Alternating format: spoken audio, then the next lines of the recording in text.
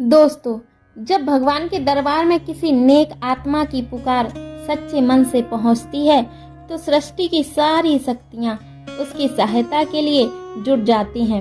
यह कथा है एक ऐसे साधारण इंसान की जो अपनी मेहनत और नेक दिली से लोगों के दिल में बस गया था, जिसने जिंदगी की सबसे बड़ी परीक्षा उस समय दी जब उसके सपनों की दुनिया राख हो चुकी थी। ये कहानी है एक पिता की श्रद्धा, 3 बेटियों के साहस और भगवान के चमत्कार की, जो बताती है कि जब सब कुछ खत्म लगता है तभी ऊपर वाला अपने दरवाजे खोलता है। यह कहानी है भगवान की लीला और इंसान की परीक्षा की। तो एक छोटे से कस्बे में एक रिक्शा चालक रहता था। उसका नाम था धर्मू और उसकी पत्नी का नाम था सीमा। यह कहानी राजस्थान की एक सच्ची घटना पर आधारित है। धर्मू बहुत ही नेक दिल इंसान था। वह रोज ऑटो रिक्शा लेकर जाता और लोगों को उनके घर पहुंचा देता था। उसका व्यवहार बच्चों से लेकर बुजुर्गों तक सबके साथ मधुर था। लोग उसे पहचानने लगे थे। अगर रात के 1 बजे भी किसी को बाहर जाना होता तो धर्मू मना नहीं करता।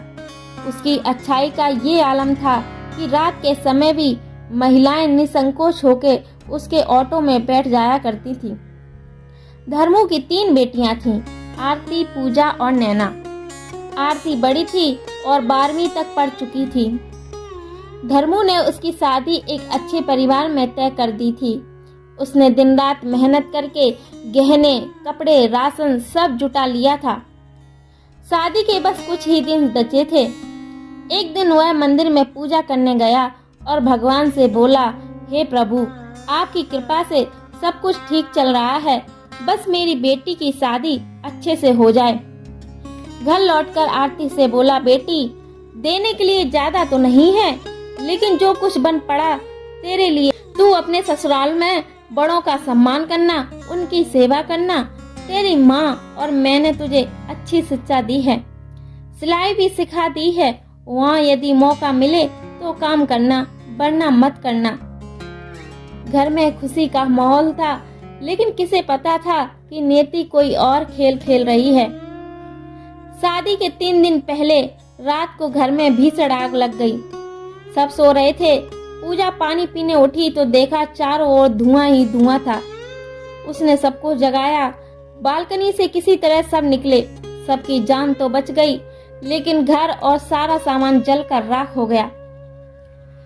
आरती बेहोश हो गई थी। नैना और पूजा भी गिर पड़ी थी। मोहल्ले में कोहराम मच गया। सबका दिल भर आया। लोग कहने लगे, अब शादी कैसे होगी। लेकिन तभी आरती ने अपने पिता से कहा, पापा, आप चिंता मत करो, आपने हमें बेटों की तरह पाला है। हम तीनों आपकी ताकत हैं। अगर वह लड़का मुझसे सच्चा प्रेम करता है तो इस घटना के बाद भी मना नहीं करेगा। पूजा और नैना भी बोली, हम भी आपके साथ। सीमा टूट चुकी थी। उसने भगवान को कोसते हुए कहा, यही दिया आपके भगवान ने। इस घर में आप भगवान का नाम मत लेना। धर्मू शांत था, बोला, ये भगवान की लीला है, शायद हमारी परीक्षा ले रहे हैं। अगले दिन ये खबर अखबार में छप गई। धर्मू का घर जलकर राख, बेटी की शादी में मुश्किल। यह सुनकर गांव और आस पड़ोस के लोग उमड़ पड़े। कोई कपड़े लाया, कोई गहने, कोई राशन और कोई रुपए। मदद की झड़ी लग गई। शाम होते होते इतना धन इकट्ठा हो गया कि धर्मू 3 बेटियों की शादी आराम से कर सकता था।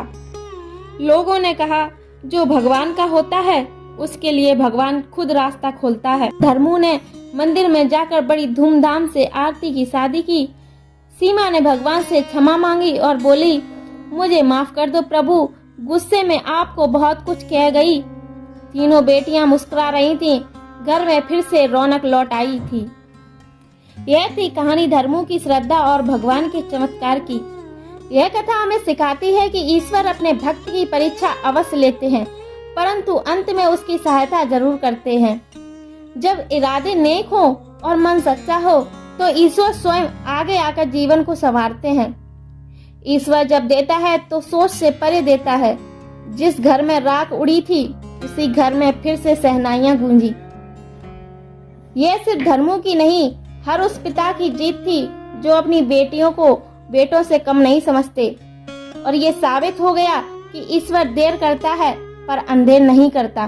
तो दोस्तों, कैसी लगी आपको ये कहानी? अगर आपको ये कहानी अच्छी लगे तो चैनल को सब्सक्राइब करें और वीडियो को लाइक कर अपने प्रियजनों के साथ शेयर करें। धन्यवाद।